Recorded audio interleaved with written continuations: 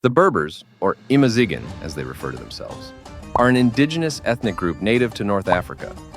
Their history dates back thousands of years, making them one of the oldest and most enduring cultures in the region.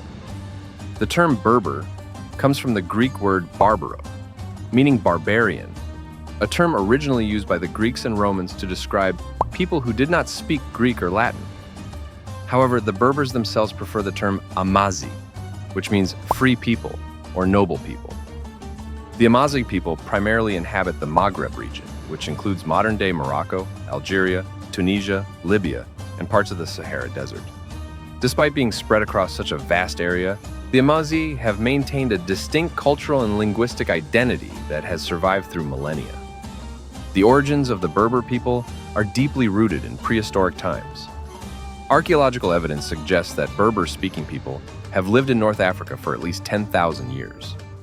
Early Berber societies were primarily nomadic, traversing the deserts and mountains of the region. They left behind a rich legacy of rock art, which can still be found in the Sahara, depicting scenes of daily life, religious rituals, and even large animals that once roamed the area. As the climate of North Africa began to change around 2000 BCE, many Berbers settled into more permanent communities. These early Berber people developed complex societies with their own languages, religions, and social structures. They were skilled in agriculture, animal husbandry, and metalworking, and they established trade routes that connected the interior of Africa with the Mediterranean coast. The Berber people have had a long and complex relationship with the major civilizations that emerged in and around North Africa. They interacted with the ancient Egyptians, Phoenicians, Carthaginians, Romans, and later the Arabs. Each of these civilizations influenced the Amazigh, but the Berbers also maintained their distinct identity, often resisting assimilation. During the height of the Carthaginian Empire, many Berbers allied with Carthage, and some even became famous figures in history, like the great general Hannibal, who led an army, including war elephants, across the Alps to fight the Romans. After the fall of Carthage, North Africa became a part of the Roman Empire. The Berbers, known as Mauri by the Romans, were incorporated into the empire as soldiers, farmers, and traders. They played a crucial role in the Roman economy and military, but there were also frequent rebellions as they sought to maintain their autonomy. By the way, the term Mauri has its roots in the Latin word Maurus, which was derived from the Greek Mauros. The meaning of Mauros originally meant dark or swarthy, and was used to describe the people from the western parts of the Mediterranean. The Romans also used Mauri to denote the inhabitants of the region called Mauritania, which was located in the western part of North Africa. One of the most significant Berber revolts was led by Tacfarinas, a former Roman soldier turned Berber resistance leader, who waged a decade-long guerrilla war against the Romans in the early 1st century. Though eventually defeated, his legacy is remembered as a symbol of Amazigh resistance and desire for freedom. In the 7th century, North Africa experienced one of its most transformative periods with the arrival of Arab armies and the spread of Islam. The Arab conquest introduced a new religion, language, and culture to the region, which would profoundly shape the future of the Berber people. Many Berbers embraced Islam, but they did so in their own way. The spread of Islam among the Berber was not just a simple case of conversion, it was a complex process of cultural blending. The Berbers played a significant role in the Islamic expansion into Spain and the establishment of powerful dynasties such as the Almoravids and Almohads, who were Berber-led. The Almoravids and Almohads were Berber dynasties that ruled over vast territories in North Africa and Spain during the Middle Ages. These dynasties were instrumental in spreading Islam and fostering a rich cultural and intellectual environment in the region. The Almohads, in particular, are known for their contributions to philosophy, science, and architecture, with landmarks like the Alhambra in Granada serving as a testament to their legacy, although it was later remodeled and extended by the Emirate of Granada. The modern era brought new challenges and changes for the Berber people. During the 19th and 20th centuries, North Africa was colonized by European powers, particularly France and Spain. The Berber, like other North Africans, resisted colonial rule, and they played an active role in the struggles for independence.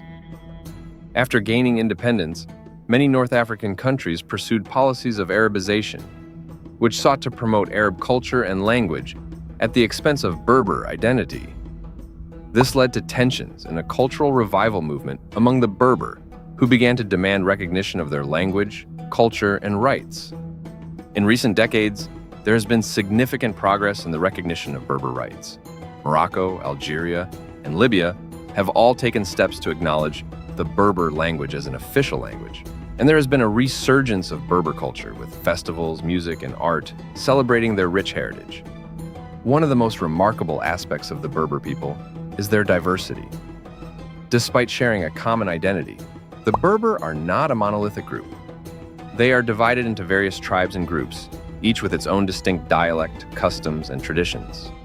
Some of the most well-known Berber groups include the Tuareg, located mostly in the Sahara Desert, Kabyle, northern Algeria, Rifians, northern Morocco, Khlu, Atlas Mountains, and Chaouи from the Ares Mountains in eastern Algeria.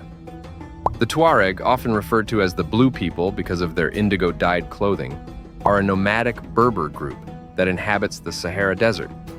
They are known for their unique culture, including their own script, Taifinig, and their traditional lifestyle, which revolves around camel herding and trade.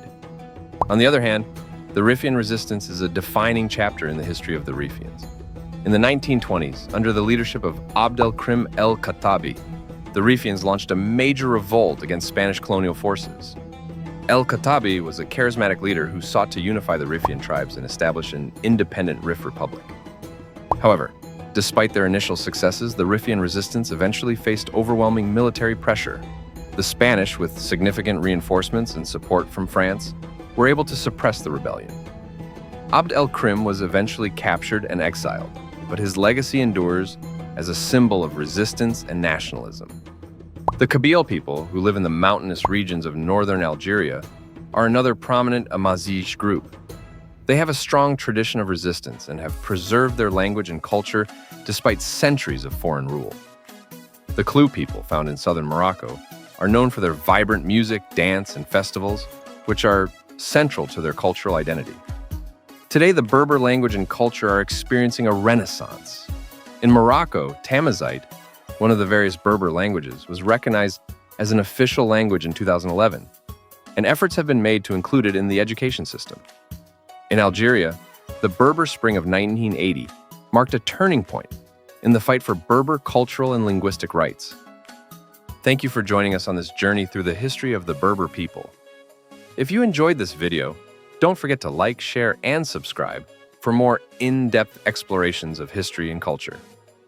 Until next time, take care and stay curious.